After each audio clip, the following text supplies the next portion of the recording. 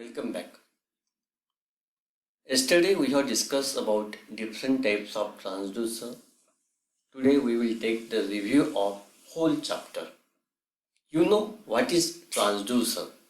It is electronic device which convert one form of energy into another. In number of times we need to convert physical variation or physical effect into electrical variation or in electrical effect. Because in measuring our control system, we need electrical quantity because we have to give electrical output to the next devices or next circuit. Therefore, to convert this physical variation or physical changes into electrical variation or in electrical changes, we need sensors and transducers. This is very important chapter. In this topic, we classified different types of transducer in different way. I have already told you we cannot classify transducer in any specific manner. We have classified it in different way as per its physical effect is concerned, physical quantity is concerned, as per the need of external battery is concerned, and finally we classified as per output is concerned. We have almost discussed all of the types of transducer. As per your syllabus is concerned, see, in syllabus there are different types of transducer mentioned here.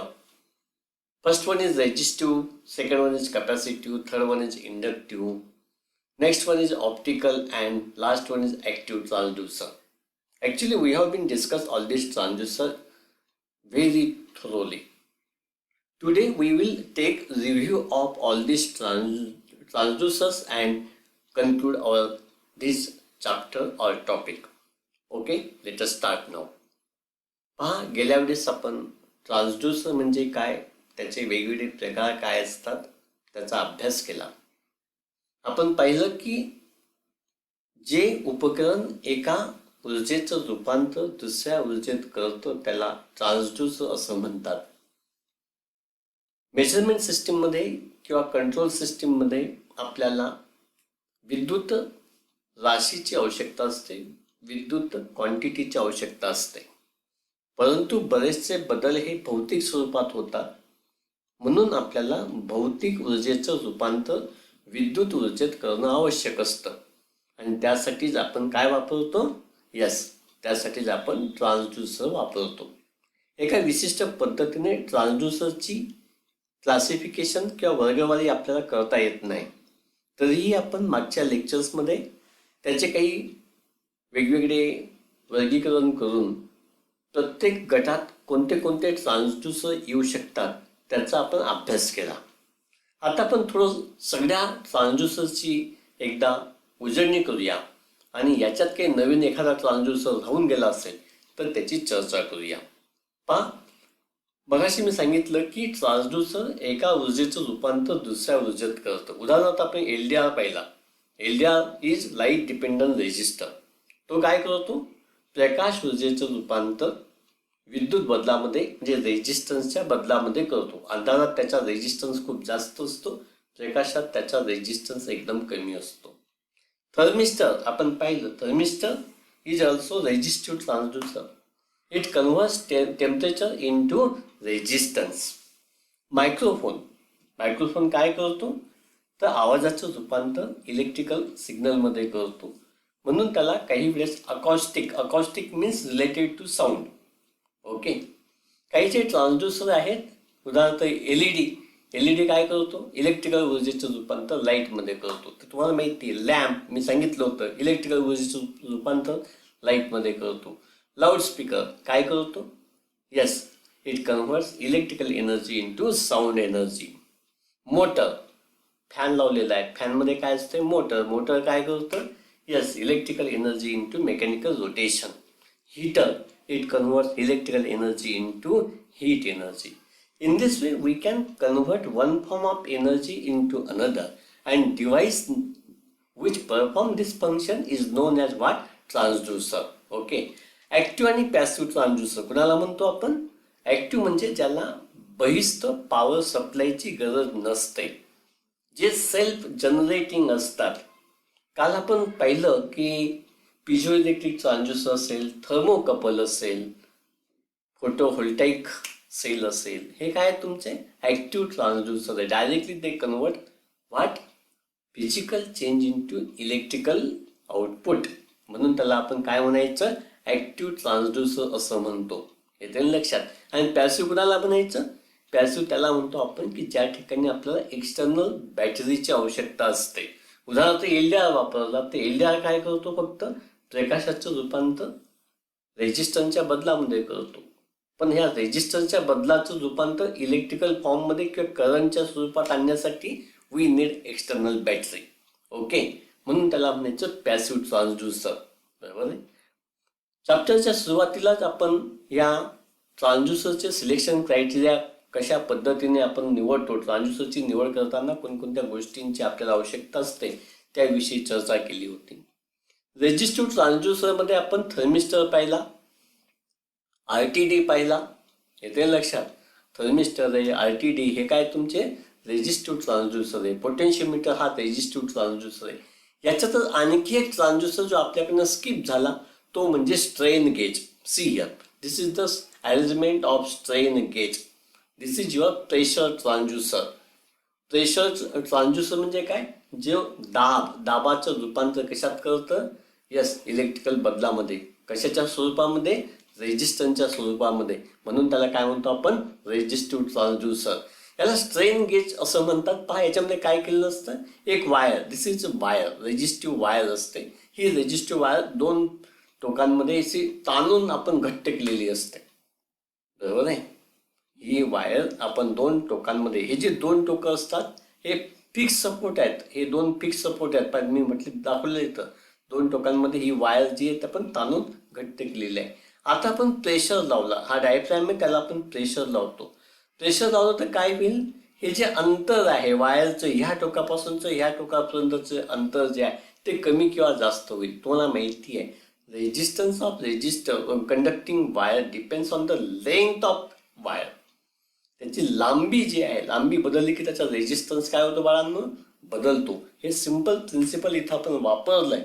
आणि म्हणून जसं तुम्ही pressure apply करता तसं त्या resistance वायरचा लांबी बदलते. लांबी बदलली म्हणजे काय बदलेल, यस रेजिस्टन्स बदलेल. म्हणून या ट्रान्सड्यूसरला आपण रेजिस्टिव्ह ट्रान्सड्यूसर असं म्हणतो. आणि याचा उपयोग आपण प्रेशर मेजर करण्यासाठी करतो.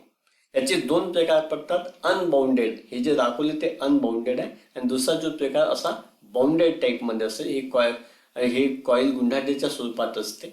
आणि पुन्हा याला आपण प्रेशर लावला तर त्याची लेंथ जी आहे ती काय होईल, कमी जास्त होते आणि त्याचा रेजिस्टन्स बदलतो. या सिंपल प्रिन्सिपलवरती तुमचा स्ट्रेन गेज काम करतो. नंतर आपण थर्मिस्टर काय असतं ते पाहिलं. थर्मिस्टरचे दोन प्रकार आपण पाहिले होते, NTC आणि PTC. What is NTC? NTC means negative temperature coefficient.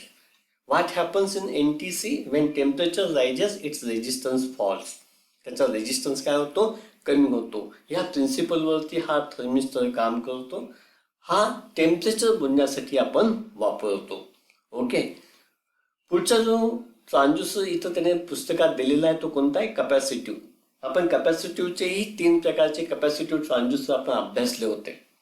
रेजिस्टिव्हचे पण आपण 3-4 प्रकारचे अभ्यासले होते. त्याच्यात आपला स्ट्रेन गेज राहिला होता, तो मी इथं दाखवला. नंतर तिथं आपण थर्मिस्टर पाहिला होतं, नंतर RTD पाहिला होता, पोटेन्शियोमीटर टाईप पण पाहिला होता, जे तुमच्या याच्यात नाही आहे पण दुसऱ्या पुस्तकांमध्ये आहे. म्हणून मुद्दाम आपण तो त्या ठिकाणी सांगताना सगळे ट्रान्सड्यूसर मी एक्सप्लेन केले होते. स्ट्रेन गेज राहिला होता तो इथं कम्प्लीट केला. आता आपण पुढे जाऊया. Capacitive transducer. What is capacitive transducer? It is the transducer which convert physical change in to electrical change in the form of change in capacitance.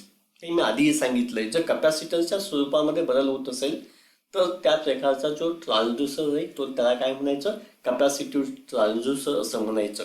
आपल्याला माहिती आहे की याच्यामध्ये 2 पॅरलल प्लेट वापरलेल्या असतात. म्हणजे कंडक्टिंग प्लेट 2 पॅरलमध्ये ठेवून दोघांमध्ये इन्सुलेटिंग मटेरियल वापरून आपण कॅपॅसिटन्स तयार करतो. आणि कॅपॅसिटन्स जो आहे तो प्लेटचा एरिया, प्लेटचं दोन पट्ट्यांमधलं अंतर म्हणजे डिस्टन्स आणि प्लेटमध्ये वापरलेलं इन्सुलेटिंग मटेरियल म्हणजे डाय इलेक्ट्रिक मटेरियल याच्यावरती त्याचा कपॅसिटन्स अवलंबून असतो. पहा, वरची एक पट्टी खालची एक पट्टी दोघांमध्ये इन्सुलेटिंग मटेरियल आहे, बरोबर आहे की नाही. एक पट्टी फिक्स ठेवली, दुसरी पट्टीचं व्हेरिएबल केली आणि त्याला जर डिस्प्लेसमेंट लावलं तर दोन पट्ट्यांमधलं डिस्टन्स कमी जास्त होईल. डिस्टन्स कमी जास्त झाला म्हणजे काय होईल, यस, डिस्प्लेसमेंटचं रूपांतर इलेक्ट्रिकल फॉर्ममध्ये होईल.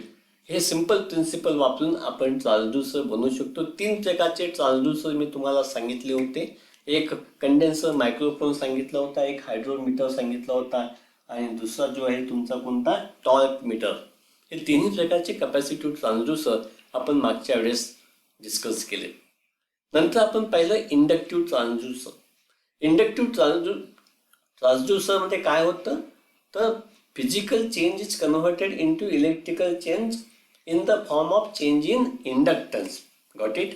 इंडक्टन्सच्या स्वरूपात जर बदल होत असेल तर त्याला आपण काय म्हणतो, इंडक्टिव्ह ट्रान्सड्यूसर असं म्हणतो. याच्यामध्ये आपण 2 प्रकारचे इंडक्टिव्ह ट्रान्सड्यूसर पाहिले होते, एक LVDT आणि दुसरा कोणता, यस, प्रॉक्झिमिटी टाईप. आठवतो तुम्हाला. हा जो LVDT आहे, LVDT म्हणजे काय, linear variable differential transformer, not transducer. This is transformer. लक्षात घे, तर चुकीने ट्रान्सड्यूसर लिहिलं त्याने, इट इज ट्रान्सफॉर्मर. याच्यामध्ये एक फिक्स काय असते, प्रायमरी वाइंडिंग असते, 2 सेकंडरी वाइंडिंग असते आणि ही जी कोर आहे ती मुव्हेबल असते. As the displacement is applied to this movable core, this movable core moves up and down between these 2 winding, primary and secondary. आणि त्यामुळे काय होतं, flux link with the coil varies and as per the electromagnetic induction varies. Therefore, output of this transducer also varies. This is the simple principle that we use in LVDT. Okay. Then we have studied proximity transducer. ते याच्यात दिलेलं नाहीये तर आपण ते घेतलेत. प्रॉक्झिमिटीचे 2 प्रकार आपण सांगितले होते, ते घेतलेत. नंतर आपण पाहिलं मायक्रोफोन. पहा, what is microphone. Condenser microphone आपण अभ्यासला होता, आठवतं तुम्हाला. कंडेन्सर मायक्रोफोनमध्ये आपण कपॅसिटन्स कसा व्हेरी होतो आणि त्यानुसार आपण त्याचा आपल्या आवाजाचं रूपांतर इलेक्ट्रिकल सिग्नलमध्ये कसं करतो ते आपण पाहिलं होतं. That is your condenser microphone. इथं दिलेलं आहे कंडेन्सर मायक्रोफोन. यासोबतच आणखी एखादा मायक्रोफोन जर आपल्याला अभ्यासायचा असेल तर जो आपण जनरली वापरतो तो आहे मुव्हिंग कॉइल मायक्रोफोन. हा मुव्हिंग कॉइल मायक्रोफोन कसा असतो पहा. This is the simple construction of moving coil microphone. See here. Moving coil मायक्रोफोनमध्ये काय वापरलेलं आहे, याच्यामध्ये हा एक परमनंट मॅग्नेट आहे. परमनंट मॅग्नेटवरती ही कॉईल गुंडाळलेली आहे. या कॉईलपासून एक कोनची अरेंजमेंट केलेली आहे, त्याला डायफ्रॅम जोडलेला आहे. See here, this is the arrangement of moving coil microphone. One cone is attached to the moving coil. It is known as moving coil because coil moves in the magnetic field. Therefore, it is known as moving coil. When we speak, जेव्हा आपण बोलतो तेव्हा काय होतं, air प्रेशरमुळे sound वेव्हमध्ये तो diaphragm move होतो. हा डायफ्रॅम मूव्ह झाला की त्याला अटॅच केलेली कॉईल मूव्ह होते. कॉईल मूव्ह झाली की ह्या परमनंट मॅग्नेटचे जे मॅग्नेटिक फ्लक्स आहेत ते कट होतात. आणि तुम्हाला माहिती आहे जनरेटरचं प्रिन्सिपल इथं मी सांगतोय. When there is change in magnetic flux EMF is induced. आणि तिथं काय तयार होईल, EMF. It means sound energy is converted into electrical energy. Therefore, this is transducer. Which type of transducer? Moving coil microphone. It is transducer means it converts one form of energy into another. It is microphone. Which type of microphone? Moving coil microphone. Moving coil means coil is moving here. This coil is moving here due to the sound wave. Okay. त्याला आपण moving coil microphone असं म्हणतो. यालाच आपण acoustic transducer असंही म्हणतो.